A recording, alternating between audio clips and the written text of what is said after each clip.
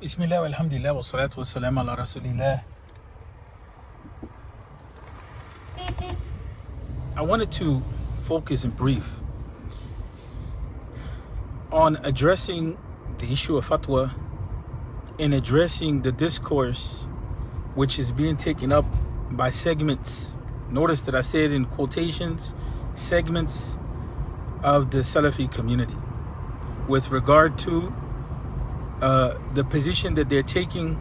We find it to be problematic, and that what's happening is part of that community is relying on their understanding of what's going on and how to address it, and then they are attributing that to scholars overseas, and then scholars overseas are giving fatwa on issues that pertain to the American society, a society of which they're not part of, in a manner which is general and not detailed enough to be considered a source of guidance. Firstly, fatwa is not binding. This is a principle in Sharia studies. الفتوى لا يلزم على الناس. So we have to separate between al-qada or al-hukm and fatwa. So what's being given is not a hukm shari'i, right? Is a fatwa in this case it only serves as an indication or a point of advice. That's one. Second is that fatwa in general is not binding on a whole of a community, right? You know, for a long time people have confused that point. We, by default, because we love our scholars in Islam and we take, guidance from them and direction, we have been using fatwa inappropriately. And sometimes we're using fatwa that pertains to an individual or pertains to a particular case, and we're using it as general community guidance. But in these types of issues that are facing a whole of a society, one scholar is not enough to be able to judge on the issue. And you can't pull up fatwa that were given in the past that pertain to different circumstances and situations and try to apply it into today's time, unless you're claiming to do takhrij. And takhrij is a form of Islamic scholarship in which you're taking the reasoning of a particular scholar and you're applying that reasoning that was meant to be in a specific situation, and you're applying it to a new situation. And in reality, most of the brothers that are talking are not in the position to do takhrij. If they were in the position to do takhrij, or if they were in the position to derive from that same scholarly logic a position to apply to a new situation, if they were really qualified to do that, then they would know that the issue of fatwa, when it comes to one society or one community giving fatwa for another community, is problematic in and of itself. Imam Ibn al-Qayyim rahmatullahi alayh in I'lam al-Muwaqqin, he talks about the necessity of respecting context, right? And how fatwa changes. Al-fatwa yataghayyir al-makan wa zaman, and we can even say al-abdan. We add on to that. So fatwa changes with time and place and even the person that you're dealing with. We have many examples in a hadith in which the Prophet Muhammad sallallahu alaihi wasallam will give advice to one person on the same issue. He will give advice that would differ with the first advice to another person. Let me put it a little more simply, that on one type of situation, the Prophet will give two sets of advices because you're dealing with two different types of people.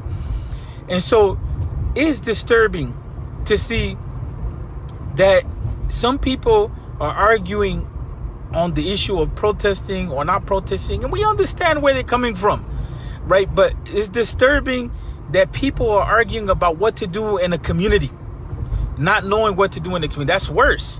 Whether you want to protest or not protest, or you want to say that the protests are directed by liberal movements, or they're directed by homosexuals, or whatever it is that people are saying to justify why it is that they're taking their position. It's sad that you don't know what to do, how to direct yourself in your own society. That's more problematic then you're going to get fatwa from a person that in reality is not qualified to give fatwa in this society. They may be qualified to talk about Islam, but they're not qualified to talk about how Islam applies in American society, right? And so that becomes an issue. And in any event, it's not honest, the discussion that's taking place, you know, amongst some of the Salafi circles. There's evidence to show that even Shaykh Uthaymeen had supported forms of protest. And that's in the fatwa of Shaykh Uthaymeen. You know, and so again, I'm not here to argue of the legitimacy of protesting or not. I'm talking more about the sad state that some communities are in, that they don't know what is their responsibility in the society that they live in. They don't know what is the action that they should undertake in a crisis moment. And so the question becomes, what have you been doing for 20 years that you don't have a qualified leadership that is in your community to be able to guide you? You're depending upon people that are completely disconnected from being able to deal with your situation, to give you advice on your situation. So what have you been doing in 20 years? That becomes the question. And that's not to belittle anyone. It's to say that the direction that you have been taking in all this time is not the minhaj of the Salaf. It's not the methodology of the Sahaba. Because the Sahaba were prepared by the Prophet Muhammad sallallahu alaihi wasallam to go into their communities and to do the work, to go into their communities and educate. They just didn't educate on Tawheed. They educated on the ramifications of Tawheed. They built communities. So if they were just sitting back teaching the basics of Tawheed, there would be no Muslim world. And so it's like something that has to be asked, you know, what should we be doing from now on? Let's forget about the past at this point in critiquing. But what should we be doing from now on?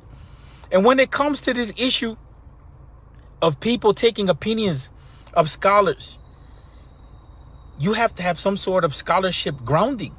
Most are not grounded in usul fiqh. So when you come and you start talking about ahadith and ayat of the Quran to pertain to this situation, there's no such thing as us just taking a hadith and ayat of the Quran as the sole basis, I'm putting it in quotation, the only source of knowledge, unless you are saying that you're on the madhab of Imam Ibn Hazm.